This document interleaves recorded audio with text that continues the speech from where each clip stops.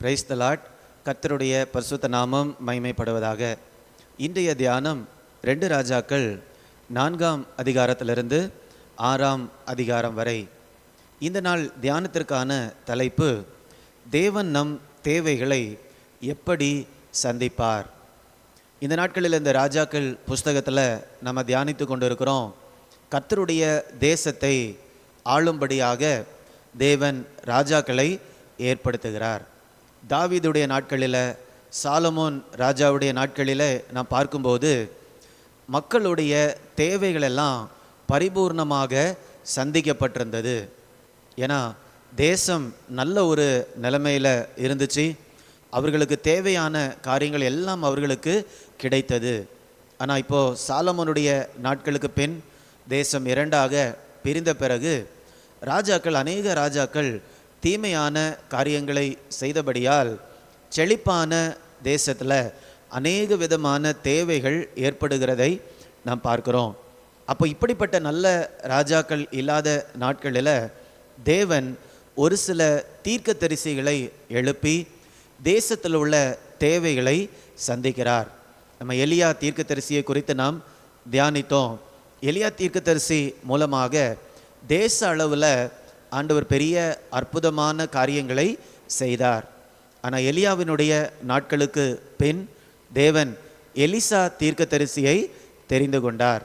Elisha ஜெபித்தது மாதிரி, எனக்கு இரட்டிப்பான வல்லமை வேண்டும் ஆண்டவரை சேவிப்பதற்கு. அதனால் எலியாவின் காலத்திற்கு பிறகு எலிசாவை ஆண்டவர் 2 மடங்கு வல்லமையினால் ஆசீர்வதித்தார். இப்போ நம்ம வாசிக்கக்கூடிய அதிகாரங்களில் தேவன் எலிசாவை கொண்டு அநேக தேவையோடு இருக்கக்கூடிய ஜனங்களுடைய தேவைகளை சந்திக்கிறத நம்மால் வாசிக்க முடியும்.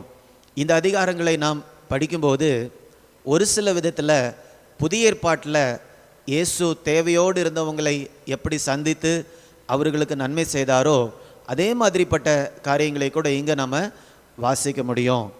எலியாவின் மூலமாக அநேக காரியங்களை செய்த தேவன் இந்த இடத்துல எலிசாவையும் அதே மாதிரி ஆண்டவர் பயன்படுத்துகிறார். இன்றைக்கு நாம் அதில் ஒரே ஒரு காரியத்தை மாத்திரம் தியானிக்க போகிறோம். அது 4ஆம் அதிகாரம் 1 வசனத்திலிருந்து நம்மை வாசிக்க ஆரம்பிக்கலாம். தீர்க்கதரிசிகளுடைய புத்திரரில் ஒருவனுக்கு மனைவியாய் இருந்த ஒரு ஸ்திரீ எலிசாவை பார்த்து, உமது அடியானாகிய என் புருஷன் இறந்து போனான், உமது அடியான் கர்த்தருக்கு பயந்து நடந்தான் என்பதை அறிவீர். கடன் கொடுத்தவன் இப்பொழுது என் 2 குமாரரையும் தனக்கு அடிமைகளாக்கி கொள்ள வந்தான் என்றாள். பார்த்தீங்களா, இந்த ஸ்திரீயுடைய சூழ்நிலை மிகவும் மோசமாக இருந்தது. அவளுடைய கணவன் அநேக கடன்களை வைத்து இந்த உலகத்தை விட்டு கடந்து போய்விட்டார். இப்போ இந்த ஸ்திரீக்கு என்ன பண்ணவென்று தெரியவில்லை. கடன்காரங்கள்லாம் வர்றாங்க, கடனை கேட்டு என்ன செய்யவென்று தெரியவில்லை. அப்பொழுது எலிசா தீர்க்கதரிசியிடம் போய் அவளுடைய காரியத்தை சொல்லுகிறாள். 2ஆம் வசனத்தில், எலிசா அவளை நோக்கி, நான் உனக்கு என்ன செய்ய வேண்டும்? வீட்டில் உன்னிடத்தில் என்ன இருக்கிறது சொல் என்றான். அதற்கு அவள், ஒரு குடம் எண்ணெய் அல்லாமல் உமது அடியாளுடைய வீட்டில் வேறு ஒன்றுமே இல்லை. உனக்கு நான் என்ன உதவி செய்ய வேணும்? உன்கிட்ட என்ன இருக்குது அப்படின்னு கேட்ட உடனே, ஒரு குடம் எண்ணெய் மாத்திரம்தான் இருக்கிறது, அது இல்லாமல் வேற ஒன்றுமே இல்லை என்கிறாள். உடனடியாக எலிசா அந்த சூழ்நிலையில் தேவனுடைய ஆசீர்வாதத்தை அவள் பெற்றுக்கொள்வதற்கு ஒரு காரியத்தை சொல்லுகிறாள். நீ சுற்றிலும் போய் எத்தனை குடங்களை மற்றவர்களிடமிருந்து வாங்க முடியுமோ நீ வாங்கி வந்து ஒரு அறைக்குள்ளால் போய் நீயும் உன் பிள்ளைகளும் உன்கிட்ட இருக்கக்கூடிய எண்ணெயை அந்த குடங்களில் நீங்கள் ஊற்றுங்க. ஒரு குடம் நிறைந்த உடனே அதை அப்படி பக்கத்தில் வச்சுட்டு அடுத்த குடத்தில் ஊற்றுங்க. அது நிறைந்த உடனேயே அடுத்த குடத்தில் ஊற்றுங்க அப்படின்னு சொன்ன உடனே இந்த ஸ்திரீ தன்னுடைய பிள்ளைகளோடு கூட சேர்ந்து எத்தனை குடங்கள் வாங்கினாங்களோ அத்தனை குடங்களுக்குள்ளால அந்த எண்ணெயை ஊற்றுகிறார்கள். ஊற்ற ஊற்ற எண்ணெய் வந்து கொண்டே இருக்கிறது. கடைசியாக இன்னும் எவ்வளோ குடங்கள் இருக்கிறது என்று கேட்கும்போது வேற குடங்கள் இல்லை என்று பிள்ளைங்க சொல்கிறாங்க. உடனே அந்த எண்ணெய் நின்று போகிறது. 7ஆம் வசனம், அவள் போய் தேவனுடைய மனுஷனுக்கு அதை அறிவித்தாள். அப்பொழுது எலியா, நீ போய் அந்த எண்ணெயை விற்று உன் கடனை தீர்த்து மீந்ததை கொண்டு நீயும் உன் பிள்ளைகளும் ஜீவனம் பண்ணுங்கள் என்றான். இப்போ பார்த்தீங்களா, இதில் ஒரு சின்ன ஒரு சம்பவத்தை நாம் பார்க்கிறோம். தேவையோடு இருக்கக்கூடிய ஒரு ஸ்திரீ எலிசா தீர்க்கதரிசியிடம் வந்து தன்னுடைய தேவையை சொன்ன உடனே கர்த்தர் எலிசா தீர்க்கதரிசியின் மூலமாக இந்த தேவைகளை சந்திக்கிறார். இந்த அதிகாரத்தில் நம்ம தொடர்ந்து படிக்கும்போது இதே மாதிரி தேவையோடு இருந்த அநேகருடைய தேவைகளை எலிசா தீர்க்கதரிசியின் மூலமாக தேவன் சந்திக்கிறதை நம்மால் வாசிக்க முடியும். நமக்கும் கூட இந்த ஸ்திரீயை போல அநேக தேவைகள் இருக்கலாம். தேவன் நம்முடைய தேவைகளை எப்படி வேண்டும் என்றாலும் சந்திக்கலாம். ஆனால் இந்த இடத்துல தேவன் எப்படி இந்த தேவைகளை சந்திக்கிறார் என்றால், தேவன் ஏற்கனவே கையில் என்ன ஆசீர்வாதங்களை கொடுத்திருக்கிறாரோ அந்த ஆசீர்வாதங்களை தேவன் ஆசீர்வதிக்கிறார்.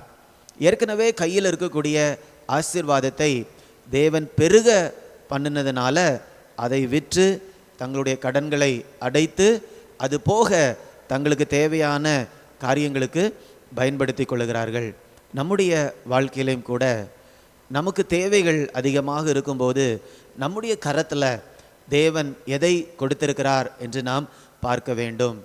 பின்பு அதை அப்படியே தேவனுடைய கரத்தில் கொண்டு போய், ஆண்டவரே இதை ஆசீர்வதியும் என்று நாம் சொல்லும்போது, இந்த ஏழை ஸ்திரீயை தேவன் ஆசீர்வதித்தது போல நம்முடைய கரத்தில் அவர் கொடுத்திருக்கிறதையும் அவர் ஆசீர்வதித்து பெருக பண்ணி நம்முடைய தேவைகள் சந்திப்பதற்கு அவைகள் பயன்படும்படியாக ஆண்டவர் மாற்றுவார். புதிய ஏற்பாட்டில் கூட இப்படி தான் ஒரு பெரிய தேவை இருந்தது. அநேகர் பசியோடு இருந்தார்கள். ஆனால் அவங்கக்கிட்ட இருந்ததெல்லாம் 2 மீன்களும் 5 அப்பங்களும். அவங்கக்கிட்ட என்ன இருந்துச்சோ அதை ஆண்டவர் ஆசீர்வதித்து அதற்கு நன்றி செலுத்தி அதை பெருக பண்ணினார். இதே தேவன் நம்மோடும் கூட இருக்கிறார். நம்முடைய கையில் ஆண்டவர் கொடுத்திருக்கிறதை அவர் பெருக பண்ணக்கூடிய தேவன். அதனால் தேவையோடு இருக்கிறீங்களா? உங்கள் கரத்தில் என்ன காரியத்தை ஆண்டவர் கொடுத்திருக்கிறாரோ அதற்கு நீங்கள் நன்றி செலுத்துங்க. ஆண்டவரே இதை பெருக பண்ணுங்க என்று கேட்கும்போது அவைகளை ஆண்டவர் பெருக பண்ணி நம்முடைய தேவைகளையும் கூட அவர் சந்திப்பார். நம்ம ஜெபிக்கலாமா? அன்பின் ஆண்டவரே, இந்த ஏழை ஸ்திரீயுடைய தேவைகளை எலிசா தீர்க்கதரிசி மூலமாக அற்புதமாக நீங்கள் சந்தித்தீங்களே அப்பா. அவளுடைய கரங்களில் ஆண்டவர் ஏற்கனவே கொடுத்திருந்த ஆசீர்வாதத்தை நீங்கள் பெருக பண்ணினீங்களே அப்பா. அதே மாதிரி இந்த நேரத்தில் கூட இதை தேவையோடு பார்த்து கொண்டிருக்கக்கூடிய ஒவ்வொருவருக்காக ஜெபிக்கிறேனப்பா. அவர்களுடைய கரங்களில் ஆண்டவர் ஏற்கனவே கொடுத்திருக்கக்கூடிய காரியங்களை நீங்கள் பெருக பண்ணும்படியாய் ஜெபிக்கிறேன். பெருக செய்து ஒவ்வொருவருடைய தேவைகளையும் ஆண்டவர் சந்திக்கும்படியாய் ஜெபிக்கிறேன் அப்பா. அப்படியாக அற்புதங்களை செய்து உடைய நாமத்தை நீங்கள் மகிமைப்படுத்துங்க. மீட்பர் இயேசுவின் மூலம் கேட்கிறேன் ஜீவனுள்ள நல்ல பிதாவே, ஆமேன், ஆமேன். God bless you. God bless you.